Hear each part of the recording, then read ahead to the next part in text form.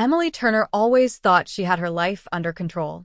At 32, she worked as a nurse at a small hospital in Ohio, lived in a quiet house she inherited from her grandmother, and spent her evenings curled up with books instead of people. To everyone else, she seemed steady, reliable, even unshakable. But inside, Emily often felt like a fragile glass vase, one bump away from breaking. It started the night she received the call. Her younger brother, Daniel, the one who always made jokes at family dinners and who carried light into rooms like it was stitched to his skin, had been in a car accident. Emily froze as the words traveled through the phone. She heard critical condition, rush to the hospital, and come quickly. For someone who spent her life comforting other families in those very moments, she had no idea how to be the one on the other end. She drove through the rain that night, her hands trembling against the steering wheel, her chest heaving as if oxygen had become scarce. When she entered the emergency room, she recognized the faces of her colleagues but couldn't read their expressions.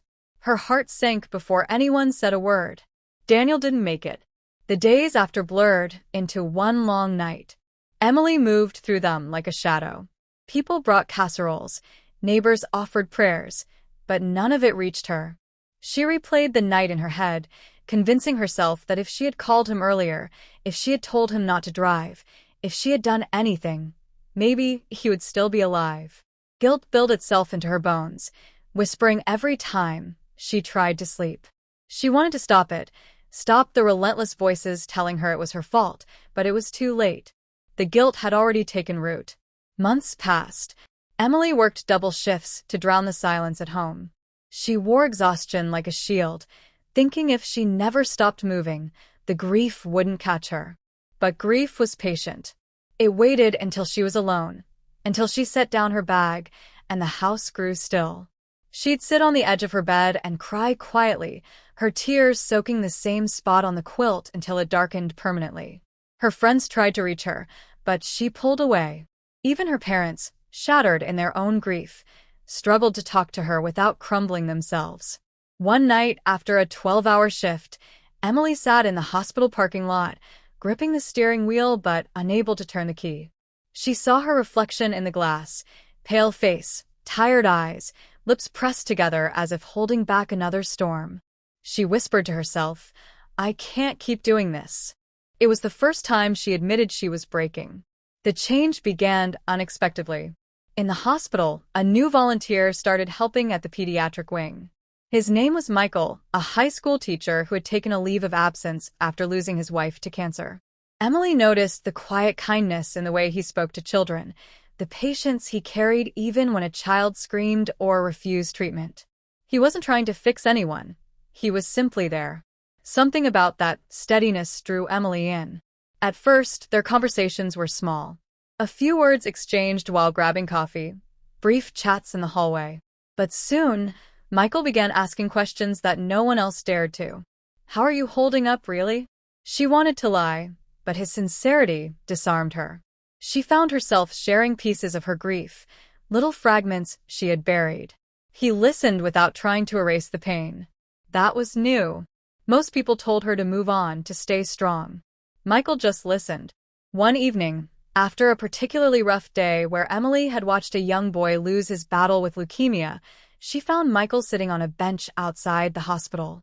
He looked up, saw her expression, and without saying anything, scooted over to make space.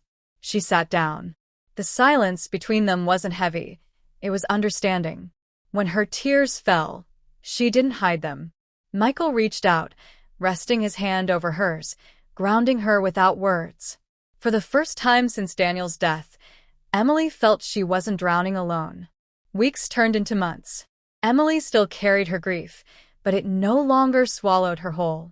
Michael became a steady presence, reminding her that healing wasn't about forgetting but about learning to breathe with the memories. One day, Emily admitted the guilt she carried, how she believed it was her fault Daniel had died. Michael looked at her gently and said, "You couldn't have stopped it. You loved him. That's what mattered. Don't let guilt steal the love you still have to carry." His words echoed in her chest long after. Emily began journaling again, something she hadn't done since college. She wrote letters to Daniel, telling him about her days, about the patients she met, about Michael. It didn't erase the loss, but it gave her a way to speak to the silence. Her parents noticed the change. Slowly, she reconnected with them, visiting on Sundays, cooking together, sharing memories without collapsing. A year later, Emily found herself standing at a charity event organized for road safety awareness, something she joined in honor of Daniel. She gave a speech, her voice shaking but strong, telling others that grief doesn't have a finish line, but love gives us the courage to keep walking. She saw Michael in the crowd, smiling proudly, and for the first time in a long time, Emily felt hope blooming where only sorrow had lived. She thought back to that night when she told herself she couldn't keep going. She remembered whispering, "I can't do this." But she had. She wasn't the same Emily from before. She was scarred, yes, but stronger, softer in ways she didn't know were possible. She realized now that she couldn't stop grief from touching her life, but it was never too late to let healing in. And with Michael by her side, she knew she wasn't walking alone anymore. Life didn't magically become easy. There were still nights when the house felt too quiet, when she reached for her phone to call Daniel before remembering she couldn't. But now, she allowed herself to cry, then breathe, then live. She understood something she hadn't before: love doesn't end, even when life does. It transforms, it carries, it reminds us that we're human, fragile yet capable of infinite resilience. And so, Emily kept moving forward, not away from her pain but with it, weaving it into her story.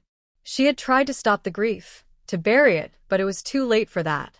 Instead, she learned to let it teach her, shape her, and ultimately guide her toward a life still full of meaning, connection, and hope.